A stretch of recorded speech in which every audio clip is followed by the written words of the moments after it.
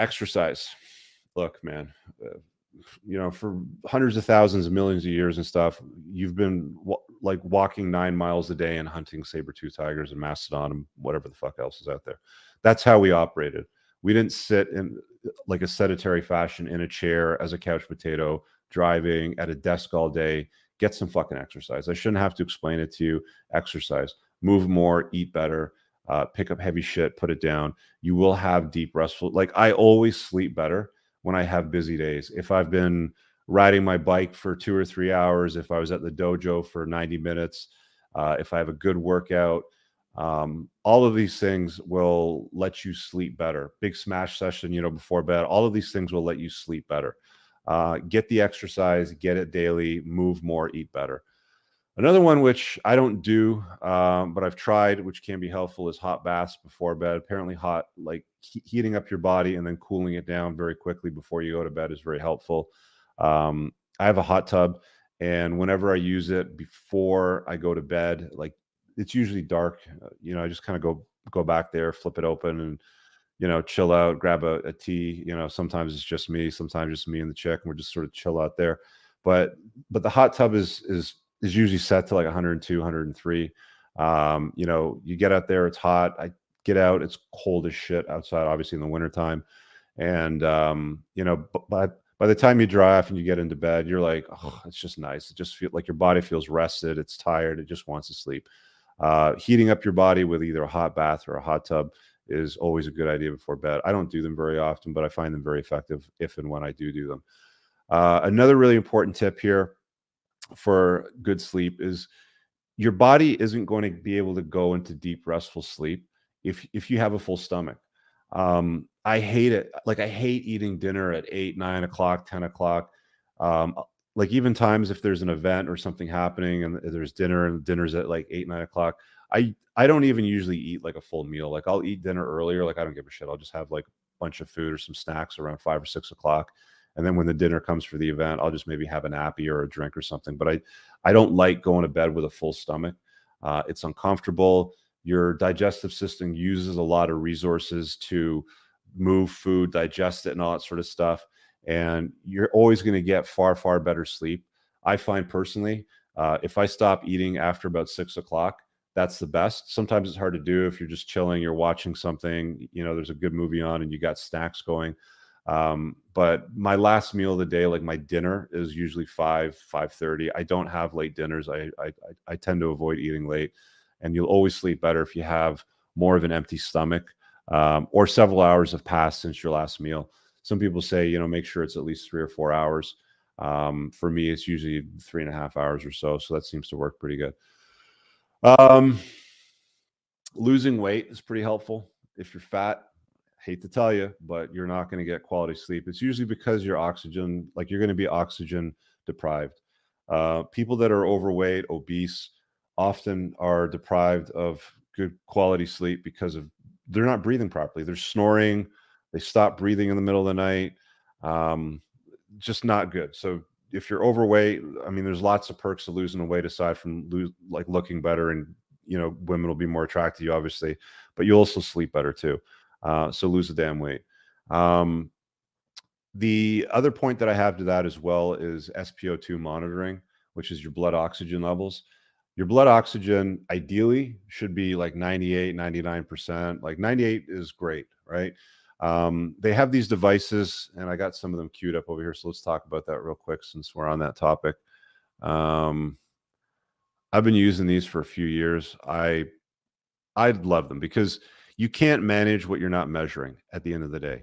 You really can't, like, how do you know if you're losing weight if you're not, stepping on a scale? How do you know if your body composition isn't improving if you don't have a body fat percentage measurement? How do you know if your blood labs, if your blood is healthy and your organs are healthy, if you're not checking your labs every, 3 to 4 months? You're not going to know. You have to measure things if you want to manage them. And one of the things that is a very useful and inexpensive tool, to measure sleep is sleep monitors. I've used this company's product for quite a few years now. It's called Lookee Tech, Lookee tech.com.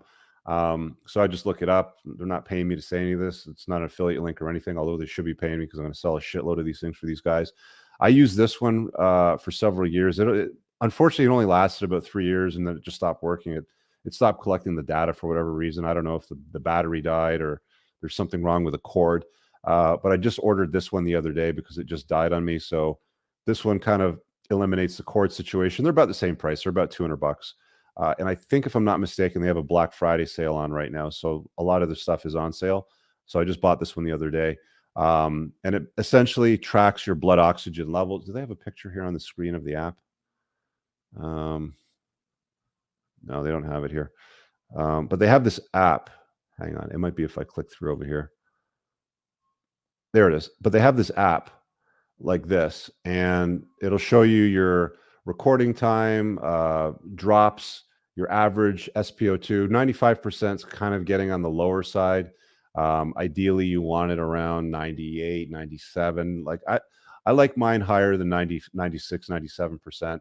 It also tracks your lowest SpO2 throughout the night. It's got these little bar graphs that tracks everything. It tracks your heart rate, and it also tracks your motion.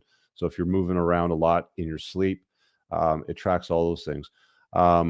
It's a very, very interesting tool, and it's comfortable to wear. You don't notice that it's there. It collects a lot of data. Using this was one of the reasons why I went and got a sleep study done, which I'll talk about as well. But I started to note, like this one here, for example, shows an average SpO2 of 95. I started to notice more orange on mine, and in some cases, some red drops throughout the night, which was a strong indicator that I wasn't breathing enough or that I wasn't getting enough oxygen. And that's a problem. More plates, more dates. Derek has talked about, and I watch his channel, often, as a tool, and it's got lots of resources. Has talked about, if you don't have good quality sleep, and if you have sleep apnea, you're going to suffer at some point. Like it's going to catch up to you. It's going to knock years off your life. A lot of guys that are bodybuilders too, so not just fat dudes, but if you're a bodybuilder and you've got a big, thick neck, right? And that's kind of me. Like, I've got a bigger neck. It makes it harder for you to breathe properly at night. So I tracked the data for several months. I noticed the SpO2 wasn't great. It wasn't brutal, but it wasn't great. So I had my doctor, I don't know if they write a script or whatever, but they have to do like a referral for a sleep study. The sleep studies here in Canada are free. I don't know what it would cost elsewhere in the world, but whatever it costs, if you're tracking your blood oxygen and it's low or it's not high enough, or you see significant dips, another strong indicator, worst feeling ever, is if you're asleep and you're just like they're asleep. And this usually happens when you're sleeping on your back, and then you wake up gasping for air, coughing, like just coughing. That's your body waking you the fuck up because you stopped breathing for so long that your heart and your brain is being deprived of so much oxygen that it throws that electrical signal to wake you up, and it shocks you awake. It is the most bizarre and uncomfortable and rude awakening that you can possibly have. I've had it happen to me a couple times in my life. It sucks. It's a strong indicator that you're not breathing. So if that's happened to you, I would definitely recommend getting a sleep monitor, monitor your blood oxygen level. And if it's called for, get a sleep study done to see what's actually going on there. So check out that product. It's $200. It's not expensive. It works really well. The data that it collects is totally valuable. I would definitely get it. I see somebody here in the comments says that it vibrates too if your blood oxygen gets too low. The problem with that is I set it to the lowest setting and you'd feel it, and then you wouldn't feel it when you're asleep. Like, the whole idea of the vibrating is it's supposed to vibrate on your finger to wake you up, to remind you that you're not getting enough blood oxygen. But the problem is if you're in a deeper sleep and it's vibrate, you don't feel it after a while. Like, you build up a tolerance to it and you literally don't feel it. Like, I've seen the charts in the morning, and it's going to be like, oh, it vibrated there, and there. And I didn't feel shit because I was in such a deep sleep. So the vibrating function on it, I'll be honest with you, it's not particularly useful.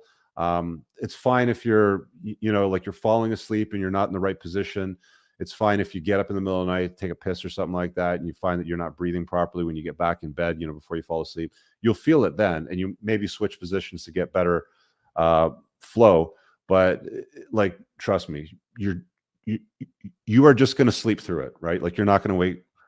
You're not going to be woken up by it, if I can put it that way. Hey guys, I really hope that you enjoyed that short clip. If you did, consider supporting the creation of content by checking out my supplement line. Pinned in the top comment below of this video in the comments, there's a link to the unpluggedalpha.com/shop. When you click through, you'll be able to land over here, and the entire lineup is broken down by category that it performs best in: estrogen metabolism, fat burning, your foundational essentials for health, immune health, performance, and testosterone support. If you check out with coupon code ALPHA10, you'll get 10% off on your first order. There's also the option to use the subscribe and save model, where regular shipments will be sent over to you on a regular basis, and that gives you a little bit of a discount, and your supplement facts are always broken down over here.